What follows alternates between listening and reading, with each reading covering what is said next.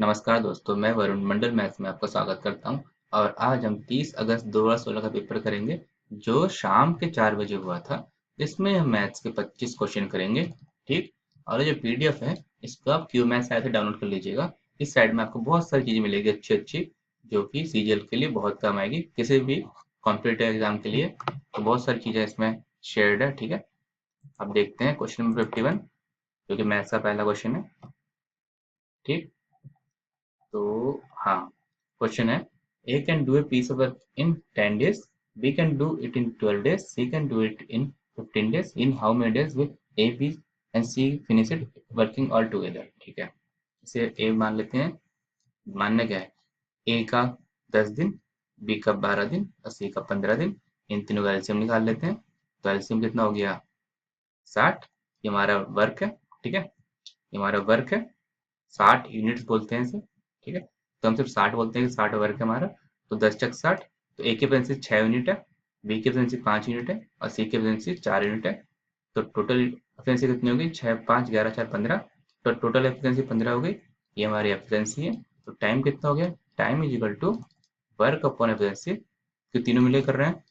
ठीक है, तीनों की एफिशिएंसी मैंने निकाल दी, टोटल वर्क निकाल दिया। तो टाइम निकालते हैं, 60/15 मीन्स तीनों मिलके 4 दिन में काम खत्म कर सकते हैं। ठीक है, तो आंसर देखते हैं सही है गलत है। 4 दिन। ठीक है, next question, the volume of two right circular cones are in the ratio 1:4। Volume इस रेशियो में, डायमीटर इस रेशियो में, तो हाइट इस रेशियो में। ठीक है, तो मान लो पहले सिलेंडर का वॉल्यूम V1 है, दूसरे का V2 है, तो V1:V2 दे रखा है। वैसे ही R1:R2 दे रखा है। कोयल की आवाज आ रही है।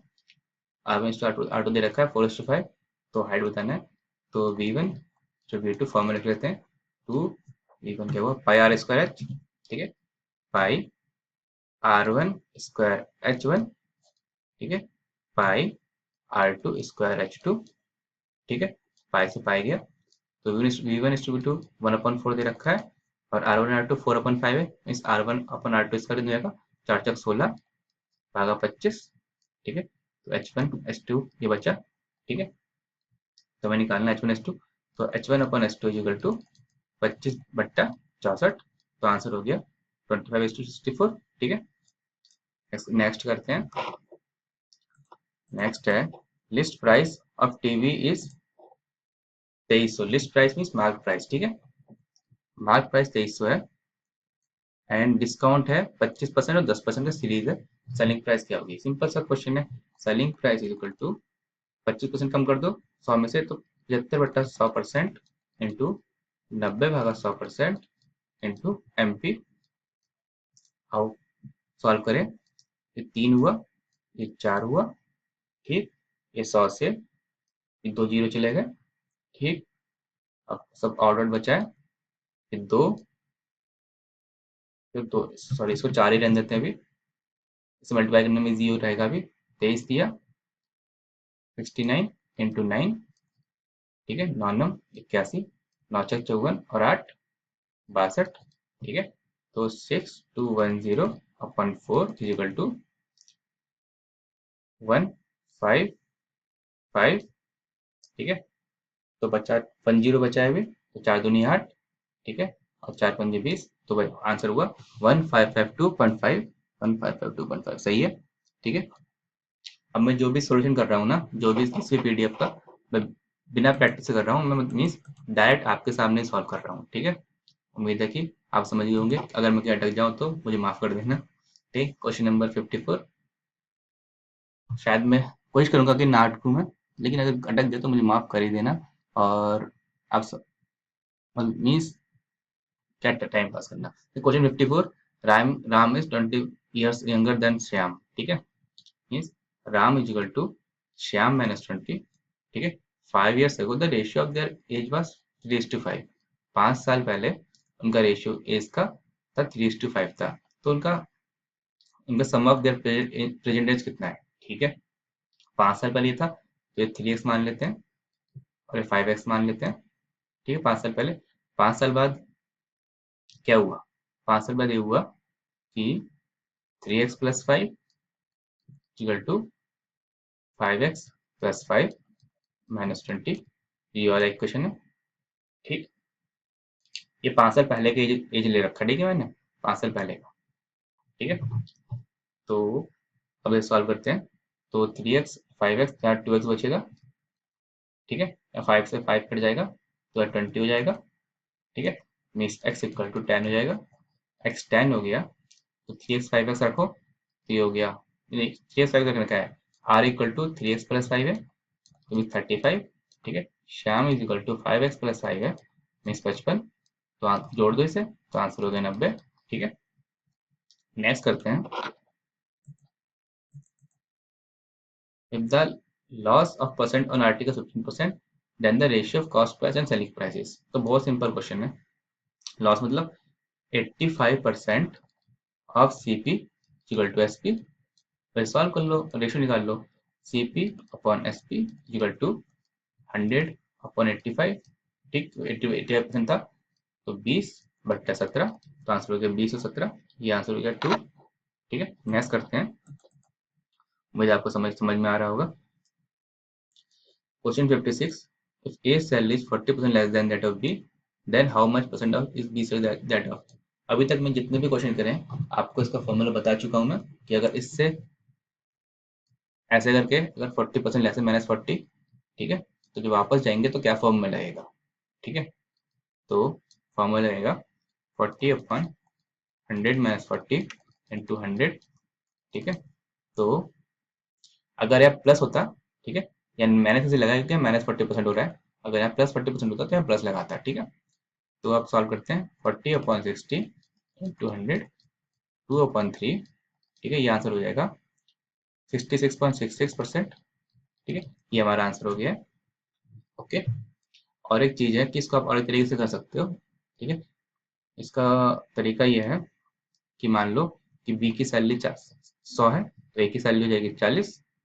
ठीक है, तो बी की सैलरी ए से कितनी ज्यादा है, ठीक है, आप निकाल लीजिए। 40% लेस है ना, थोड़ी 60 हो जाएगा, ये 40 लेस करो ना तो 60 हो जाएगा। ए की सैलरी 60 और बी कर लो 100, तो बी की सैलरी कितनी ज़्यादा है, 40 ज़्यादा है। 40 60 में ज़्यादा है मीन्स 40/60 इंटू 100, वही आ गया आंसर होगा 66.66। और अभी तक जितने पीडीएफ सॉल्व करे हैं मैंने उसमें मोस्टली क्वेश्चन जरूर आया है लास्ट टाइम मीन्स एक ये वाला क्वेश्चन उनका बहुत ही पसंदीदा क्वेश्चन था।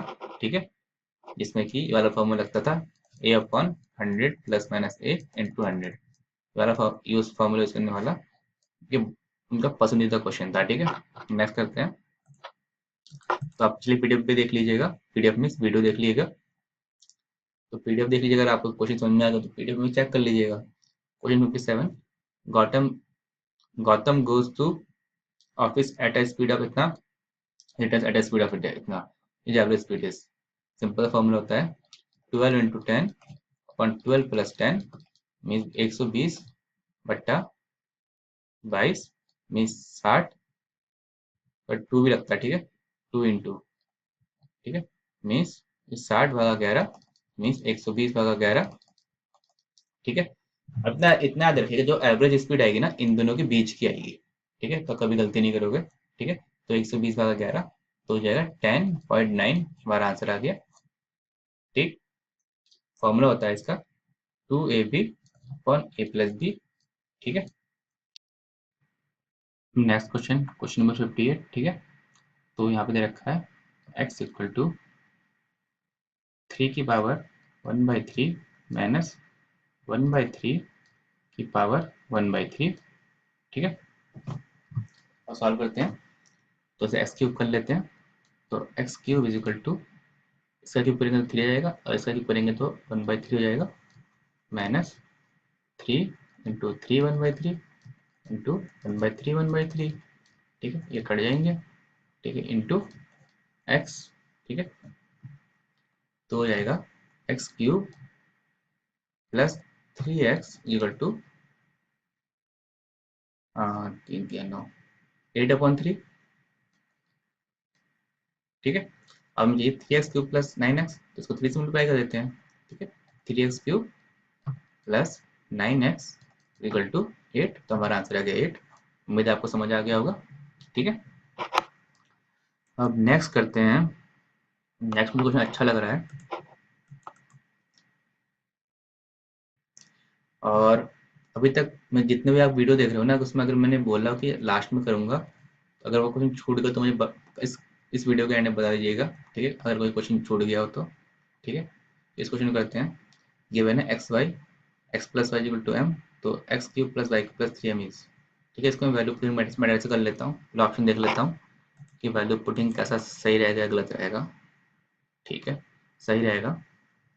ओके, तो मान लेते हैं एक्स की वैल्यू है 1, वाई की वैल्यू है, एक्स की वैल्यू 2 मान लेते हैं, ठीक है, एक्स की वैल्यू मानते हैं 2, वाई की वैल्यू मानते हैं 3।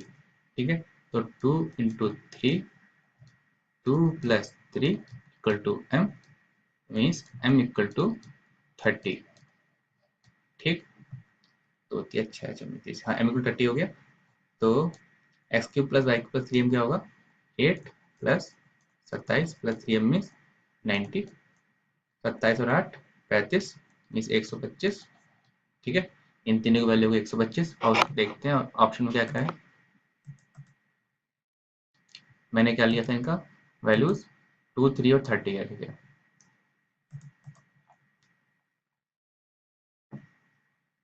और आंसर होना चाहिए 125। ठीक है, ये आंसर होना चाहिए ऑप्शन के हिसाब से। तो अब करते हैं m cube upon x y, देखते हैं m cube upon x y देखोगे तो 125 नहीं आ पाएगा, क्योंकि एम क्यूब जो होगा वो क्यूब आएगी, वो ऑड आएगा।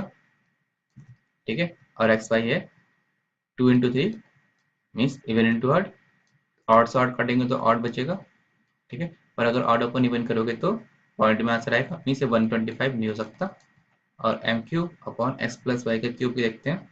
ठीक है, एम क्यूब हो जाएगा 125 इंटू 125। ये आवाज है कहाँ से, एक सेकेंड ना।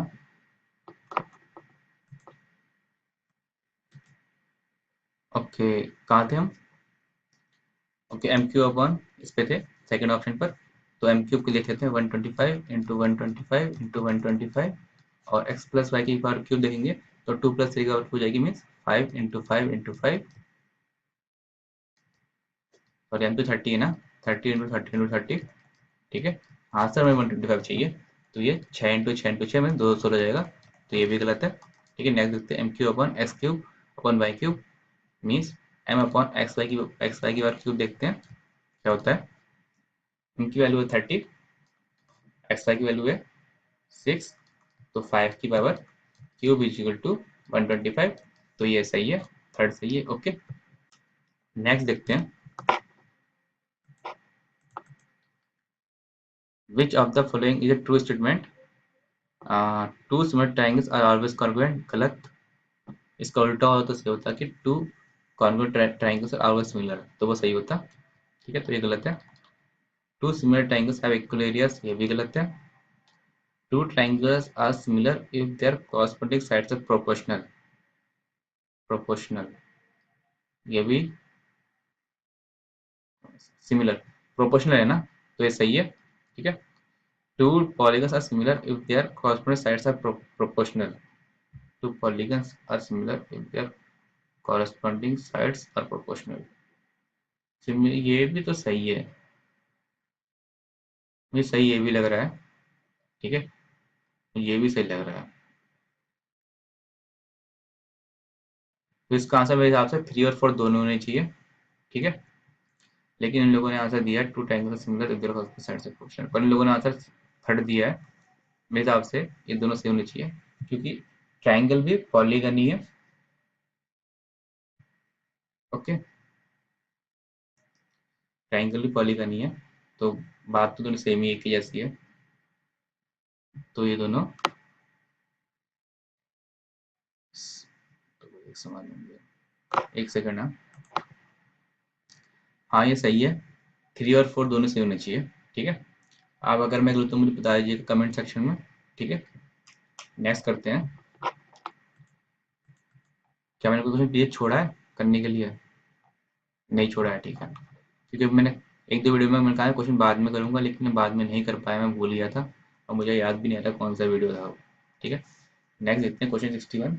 इन a triangle ABC OB and OC are the bisector of angle B and angle C respectively, angle BSC equal 60 degree, तो ये क्या होगा? कौन सा बाइसेक्टर है? एंगल बाइसेक्टर है, मीन्स इन सेंटर मिलेगा। ठीक है, इन सेंटर का फॉर्मूला होता है इन सेंटर का एंगल का कि angle B O C is equal to 90 degree plus angle B A C upon 2। तो सिंपल हो जाएगा 90 degree plus 30 degree equal to 120 degree. ठीक है, हमारा आंसर ये हो गया, 120 डिग्री हो गया। नेक्स्ट करते हैं, ये फॉर्मूला है, आप मेरी वीडियो देख लीजिएगा इन सेंटर वाले का। मैंने ज्योमेट्री कुछ वीडियो बनाए हैं लेकिन ठीक ठाक बनाए हैं, आप देख लीजिएगा इन सेंटर वाला वीडियो। ठीक है, नेक्स्ट करते हैं, sine theta plus cos phi plus cos theta plus cos phi plus ये इज इक्वल टू, इसका सिंपली मैं वैल्यू पुटिंग मेथड से कर देता हूँ कि थीटा इज इक्वल टू मान लेते हैं 0 डिग्री मान नहीं सकते तो मान सकते हैं, थीटा इक्वल टू 40 डिग्री मान लेते हैं और फाई इक्वल टू 0 डिग्री मान लेते हैं। ठीक है, 40 डिग्री मान लोगे तो साइन थीटा अपन कॉस थीटा दोनों 40 कर लेते हैं, जिंदगी आसान हो जाएगी, इससे भी जिंदगी आसान नहीं हो पाएगी। ठीक है, क्योंकि ये जो वैल्यू है ये इनफाइनाइट हो जाएगी। ओके, तो फाइव इक्वल टू मान लेते हैं 0 डिग्री। ठीक है, तो sine theta plus sine phi और फाइव 0 है तो ये sine theta means 1/√2 plus 0 upon 1/√2 plus cos phi हो जाएगा 1 plus cos theta minus cos phi means 1/√2 minus 1 upon sine theta minus sine phi means theta हो गया 1/√2 माइनस 0। ठीक है, और सॉल्व करते हैं इसे, तो 1/√2 उधर ले जाओ, मल्टीप्लाई कर लो तो हो जाएगा 1/2 अपॉन 1/√2 1 प्लस 1/√2। ठीक है, प्लस 1/√2 जाएगा 1/2 माइनस 1। ठीक है, क्योंकि इसको मैंने स्क्वायर कर दिया है, दोनों को मैंने एक ही फ्रैक्शन में कन्वर्ट कर दिया एलसीएम लेके। ठीक है, तो हो जाएगा 0, इसका आंसर हो जाएगा 0।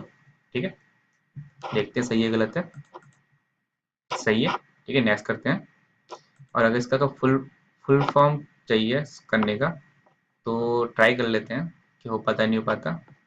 ठीक है, एक बार ट्राई करने में क्या आ रहा है, तो इसको सॉल्व करते हैं। अगर इसको उधर मल्टीप्लाई कर दोगे तो क्या हो जाएगा, sign square theta minus sine square five.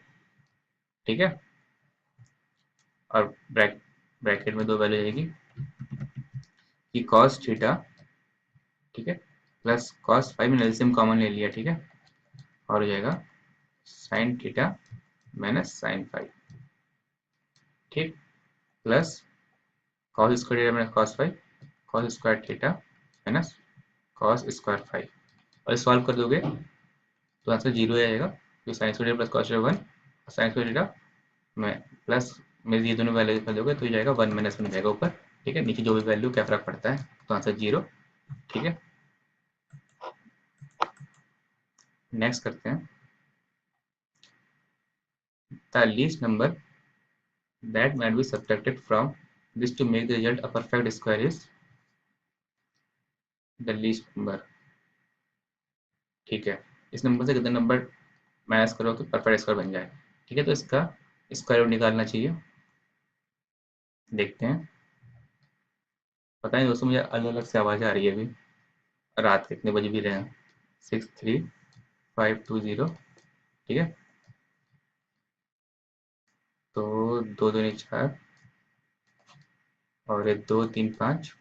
ठीक है, जो 2 है, 2 में +2 करोगे या 4 लिखोगे, फिर यहाँ पे करोगे, जो ये वैल्यू होती है वाली वैल्यू यहाँ पर भी होनी चाहिए। ठीक है, तो पंजे करोगे तो हो जाएगा शायद। ठीक है, हाँ हो जाएगा। तो 5 पंजे 25, 5 चौक 20, 2 22, ठीक है, 225, 10 2 0। ठीक, और इसमें 5 जोड़ के 50 हो जाएगा, और एक दूनी में जाएगा शायद, तो दूना तो हो जाएगा 1004, क्या बचा 16। अब मीन्स अगर ये बचा हुआ भाग हटा दे तो परफेक्ट स्क्वायर बन जाएगा और स्क्वायर होगा 252 का स्क्वायर। ठीक है, तो आंसर हो गया इसको। नेक्स्ट करते हैं, उम्मीद आपको समझ आ गया होगा। Next 3 years ago the average age of family of 5 members was इतना, a baby having been born the average of family is the same today। Okay, जब present age of baby is, ठीक है, 3 साल पहले की बात है, क्योंकि 5 लोगों की फैमिली का जो एवरेज है 17 था, मीन्स टोटल 85 था 3 साल पहले 5 लोगों का। तो 3 साल बाद उन 5 लोगों का 15 जुड़ जाएगा, +15, ठीक है, तो हो जाएगा 102, सॉरी 100 हो जाएगा। ठीक है, 85 + 15 100। ठीक है, मीन्स अब 3 साल बाद, अब एक्चुअली इनका पांचों का सम हो गया 100 100। अब बेबी बेबी बॉर्न हुआ था, ठीक है, कभी भी कभी बॉर्न हुआ हो उससे क्या फर्क पड़ता है। उनका कि average age of family same today, और लेकिन एवरेज एज अब भी 17 ही है। ठीक है, तो मीन्स छठा बंदा जो है, ठीक है, छठा बंदा, ठीक है, 6 लोग हो गए ना, तो इनका पूरा सम हो जाएगा 102। ठीक है, पर टोटल 5 का इतना है, 5 लोगों का इतना है। ठीक है, तो बेबी कितने साल का होगा, 2 साल का, 102 - 100 इक्वल टू 2। ठीक है, नेक्स्ट करते हैं।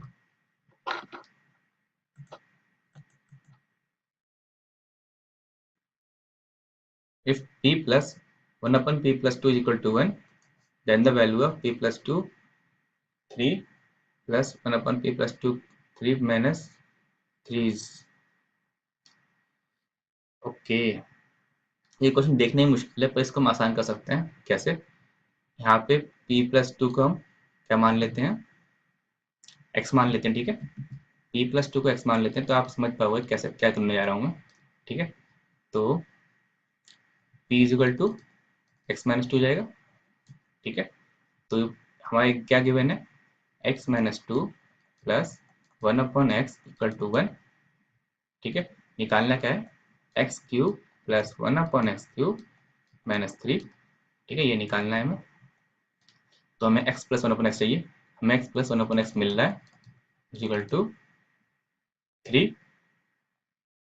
ठीक है, इसका क्यूब कर लो, क्यूब पर कितना आएगा, x cube plus 1 upon x cube plus 3 × 3 = 9 equal to 27। ठीक है, तो x cube plus 1 upon x cube equal to 18। ठीक है, तो 18 में से 3 जाएगा क्योंकि इसकी वैल्यू 18 होगी, 18 में 3 का तो आंसर हो गया 15। ठीक है, नेक्स्ट करते हैं। मुझे आपको समझ आ गया होगा। ओके, ये है कॉम्पोनेंट डिविडेंड टाइप का क्वेश्चन। ठीक है, तो if this equal to this then, तो क्या होना चाहिए। ठीक है, तो इसे कॉम्पोनेंट डिविडेंड कर लेंगे। पहले तो इसको कॉम्पोनेंट डिविडेंड करने के लिए 3a + 4b upon 3a - 4b is equal to 3c + 4d upon 3c - 4d, ऐसे लिख सकते हैं। ये वाली वैल्यू में इधर ले आया, ये वाली वैल्यू इधर ले आया। ठीक है, इधर को एक्सचेंज कर दिया मैंने। ठीक है, अब कॉम्पोनेंट डिविडेंड लगा दो। तो अगर आप कॉम्पोनेंट आपको याद होगा तो आप लगा लीजिए, और इसके हिसाब से वैल्यू आएगी 3a/4b इक्वल टू 3c/4d कटेगा। ठीक है, तो 4b। ठीक है, तो AD इक्वल टू BC, ये हमारा आंसर है। ओके, सही है। कॉम्पोनेंट डिविडेंड सिंपल सा रूल बताता हूँ। कॉम्पोनेंट डिविडेंड लगाओगे तो मीन्स अगर x plus Y upon X minus Y दे रखा हो equal to m plus N upon m minus N दे रखा हो, ठीक, तो ऐसा हो जाता है कि x upon y equal to m upon n आएगा।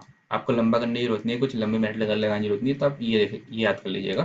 ठीक है, इसकी वैल्यू आ जाएगी। ठीक, नेक्स्ट करते हैं।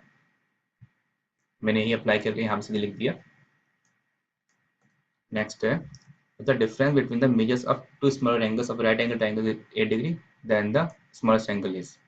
ठीक है, तो राइट एंगल ट्राइंगल है, एक तो 90 डिग्री हो गया, बाकी दो का डिफरेंस बता रखा है, तो बाकी दो एंगल मान लेते हैं एक्स और वाई।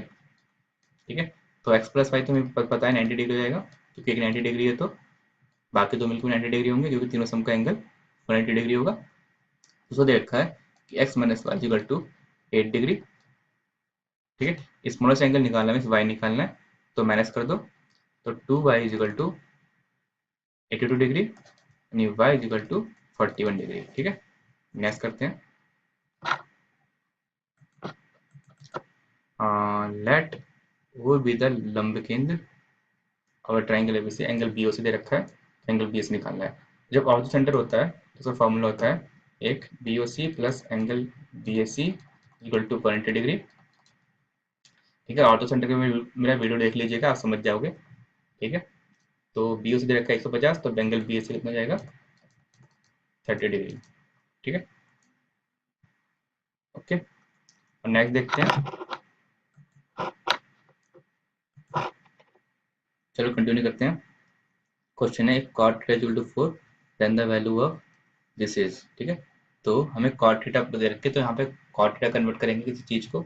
cot थीटा क्या होता है equal to cos theta upon sin theta, means हमें sin थीटा जो है डिवाइड करना होगा पूरे इक्वेशन को। तो क्या बचेगा 5 plus 3 cot theta upon 5 minus 3 cot theta. ठीक है, तो हो जाएगा 5 प्लस 3 5, 5 प्लस 3 इंटू 4 और 5 माइनस 3 इंटू 4 हो जाएगा 12 5 17 अपॉन माइनस 7। तो 17 अपॉन माइनस 7 आंसर होना चाहिए। तो एक गलत सा आंसर लग रहा है मुझे, देखते हैं। आंसर 9 दे रखा है और आंसर है 17 अपॉन माइनस 7। तो ये जो है क्वेश्चन शायद गलत होगा। ठीक है, एक बार लास्ट में चेक करूंगा इसे। ठीक है, इसको मैं गलत क्वेश्चन में डाल देता हूँ। ठीक है, तो एक बच्चे को मार्क्स मिलने चाहिए थे इसमें, जहाँ तक मुझे लग रहा है। तो आखिर में चेक करूंगा अभी एंड में जाके क्वेश्चन 69। ठीक है, नेक्स्ट देखते हैं। ओके, क्वेश्चन 70 देखते हैं। कोई धनराशि साधारण ब्याज की वार्षिक दर पर 2 वर्ष में इतनी हो जाती है, तो 3 वर्ष में इतनी होती है, तो मूलधन बताइए, मीन्स प्रिंसिपल बताना है हमें। ठीक है, तो एक साल का गैप कितना है, एक साल का सिंपल इंटरेस्ट कितना है, देखते हैं पहले। 5 8 3 2 माइनस 5 1 8 2 0 5 6 650 रुपये एक साल का मूलधन है, सॉरी इंटरेस्ट है, सिंपल इंटरेस्ट एक साल का है। ठीक है, तो 2 साल का कितना हो जाएगा 1300, पर 2 साल में हमारा इतना अमाउंट हो जा रहा है। ठीक है, 5182। तो 5182 में से अमाउंट में से सिंपल इंटरेस्ट हटा दोगे 2 साल का, मीन्स 1300 हटा दोगे, तो क्या मिलेगा हमें प्रिंसिपल। तो निकाल लो, हमारा आंसर आ गया 3882। ठीक है, नेक्स्ट करते हैं।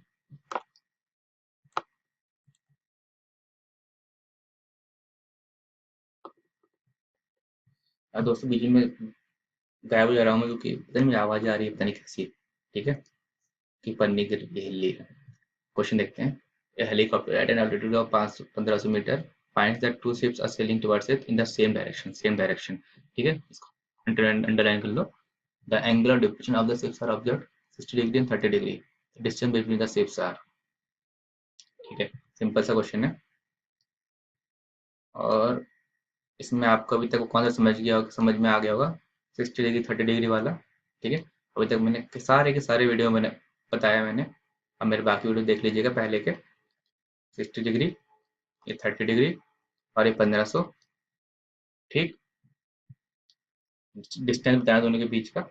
तो पहले अगर ये 1500 है, ठीक है, तो ये कितना होगा, ये 1500√3 होगा।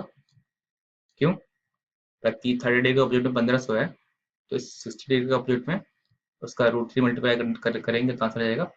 फिर 60 डिग्री का ऑब्जेक्ट में ये है, तो 30 डिग्री का ऑब्जेक्ट में क्या कहेंगे, √3 डिवाइड कर देंगे, तो इसकी वैल्यू कितनी जाएगी 1500 अपॉन √3। तो जो डिफरेंस है दो शिप्स के बीच में से ए मान लेते हैं, इसे बी मान लेते हैं, दो शिप्स के बीच का डिफरेंस निकाल लेते हैं। ए बी की वैल्यू क्या जाएगी 1500√3 माइनस 1500 अपॉन √3। इसको डिवाइड करोगे तो बचेगा 500√3। ठीक है, तो आंसर आएगा 1000√3 आंसर। ठीक है, ओके। तो अभी फिर से आता हूँ 30 60 60 90 के एंगल वाला रेशियो आपको याद दिला देता हूँ। मान लो 30 डिग्री है और 60 डिग्री है और 90 डिग्री है। तो जो इनके साइड्स का रेशियो होता है ऐसा होता है 30 डिग्री का ऑपोजिट में 1, इसके 60 डिग्री का ऑपोजिट में √3, 90 डिग्री का ऑपोजिट में 2। तो इनके साइड्स का रेशियो ऐसा होता है 1:√3:√2। तो मैंने इसको यहीं पे अप्लाई किया है, 30 डिग्री का ऑपोजिट में ये डाल दिया, 60 डिग्री का ऑपोजिट में डाल दिया, इस टाइप से किया है मैंने। ठीक है, नेक्स्ट देखते हैं। मुझे आपको समझ में आ रहा होगा। नेक्स्ट क्वेश्चन मैं नहीं करने आ रहा, क्योंकि जो ये DI थोड़ा चेंजेस हो जाते हैं पीडीएफ में करे तो। ठीक है, इसलिए मैं इसको नहीं करने वाला। तो हमारा आज का वीडियो यही समाप्त होता है। ठीक, उम्मीद है आपको समझ में आएगा सारे क्वेश्चन। अगर नहीं समझ में आया तो फिर से अपना फ़ोन नंबर डाल देता हूँ, 8587962919। ये मेरा व्हाट्सएप नंबर है। ठीक है, आप इसे मैसेज कर सकते हो और अपने डाउट पूछ सकते हो, लेकिन आप ग्रुप ज्वाइन कर लीजिएगा। ग्रुप है डाउट सॉल्विंग के लिए। ठीक है, वहाँ पे कोई भी मेंबर भी क्वेश्चन पूछता है, कोई मेंबर आंसर दे सकता है, नहीं सब वहाँ बराबर है। ठीक है, बस मैं ग्रुप कंट्रोल करता हूँ, कुछ नहीं। ठीक है, तो आप ग्रुप ज्वाइन कर सकते हैं। और एक्चुअली मैं इंडिविजुअली में क्वेश्चन सॉल्व नहीं करता, चाहे लड़का हो या लड़की हो, ग्रुप में ही सही रहता है। ठीक है, ताकि सबको हेल्प मिले।